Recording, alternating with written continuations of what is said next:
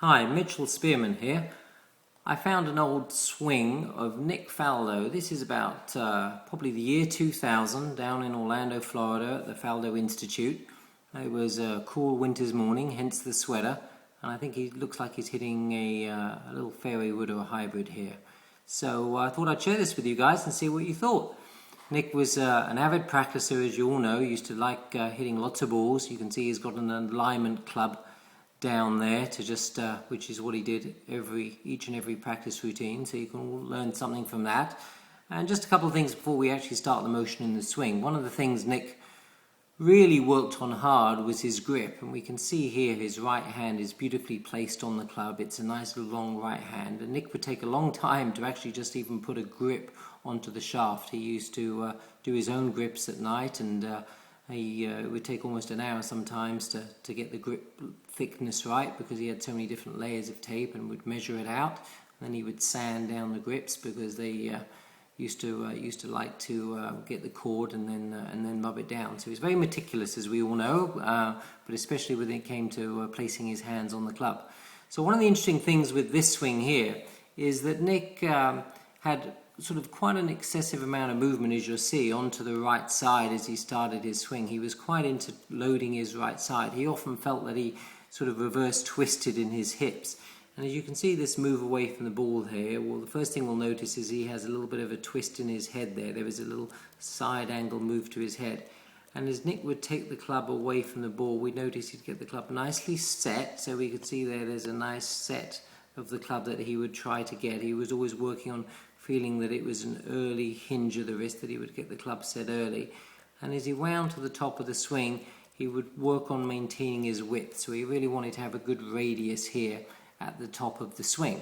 A couple of things to note is the very level hips that Nick has here. For a tall guy, that's a really good sign. Nick used to tend to have his hips tilt quite a bit. That left hip used to sink and get a little bit low, and the left knee used to be overflexed. So he used to really work on trying to maintain a good levelness in his hips. So his left hip used to feel high, was a good thought.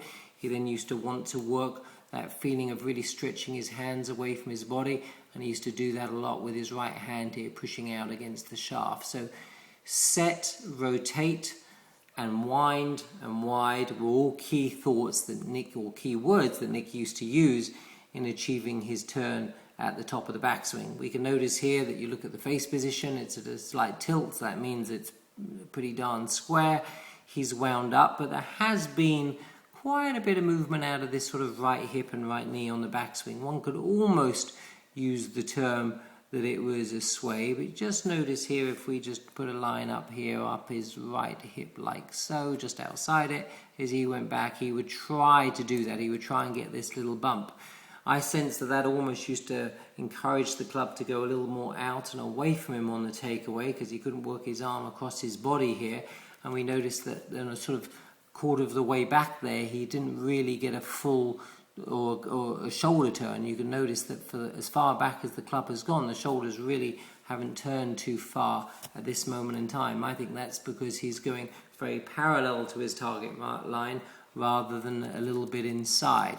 And then he would complete to get to the top of the backswing.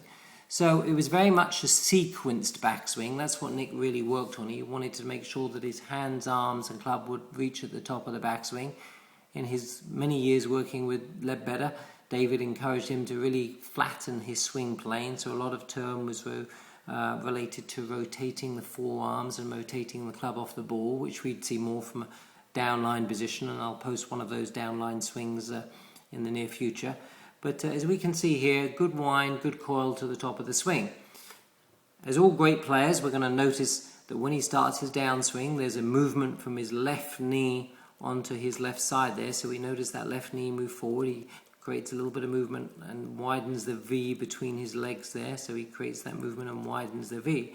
But what happened with Nick was his radius used to narrow quite a bit. We can see up here that it looks like his club is getting quite a bit closer to his body there, so it's a little bit of a narrowing of the radius as he started down.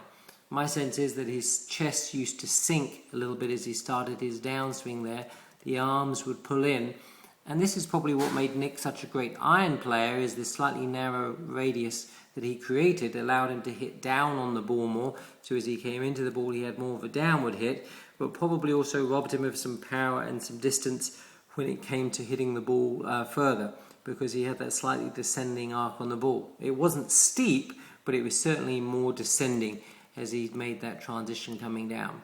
So he starts his downswing, his arms come down, maintains the wrist lag, and very much a head still thought was what Nick used to do. He used to like the term watch it when he hit the ball, so you can really see his chin used to stay very out pointed at the ball. He used to like his chin to really protrude out from his chest there. So when he hit through the shot, his chin was just staying very still, and he felt if his chin stayed still, then he was going to make the same contact on the ball every single time. We notice the right arm quite close to the side of the body here, which is a good trait, but perhaps in the transition there we can see the right elbow sinking down almost a little bit too close to the body in that transition. So the right elbow sunk as he started his downswing there. We can see the movement over to his left side. We can see there's quite a bit of velocity out of the legs, because you can see the cuffs in his trousers start to pull up there, the creases in his trousers, so you can just see that little transition. Look how the cuffs in his, almost as if his legs are getting longer there as the trouser pulls up and gets shorter. So we can see there's that transition. He came into the ball and he really had a lovely position there at impact. Had a firm left side here. We can really see the left side absorbed the hit, so it's very much a firm left side as he absorbed the hit. He had a beautiful radius to the swing and really stayed over the ball as he rotated through the shot. You know, Nick was very intent on not having to use his hands through the ball. He wanted to have his swing so matched up that through the ball it was what we term a very passive release, so there wasn't a timing to use his hands to square up, which is what it was like when he first came to see David in the mid-80s. So he worked very hard in sequencing his swing, so as he rotated his chest through the ball, the club would release in timing with him rather than him having to independently rotate the face into the shot. So we can see here a very together release through the ball. The club head's not going at any great speed in relation to the club head, so very much a controlled swing and a controlled player, which is what Nick was. He was able to shape the ball beautifully. And by shape the ball, I really mean move it 1 yard. I mean, Nick was famous for a 1 yard draw and a 1 yard fade. And if you listen to him doing his television commentary, he talks a lot about the 1 yard draw and the 1 yard fade. And that was his ability to just move the ball minimally, but control the shape and the spin, and therefore the roll when it would land on the green. So I thought it would be interesting just to take a look at Nick's swing. I hope you've enjoyed it too. We'll just do a run through here one more time. Let me take you back to the beginning and just see his movement. I'll clear up the lines, and we can see as he takes the club away, there's a little bit of bump to the right. He gets the club set, he winds up, he maintains good height at the top of the swing, sinks a little bit and gets a hair narrow started down. He then maintains his angles, comes into the ball with a slightly descending angle, head stays very still, upper body and arms match up through the ball, so there's no independent hands. Right side went through with a straight right back.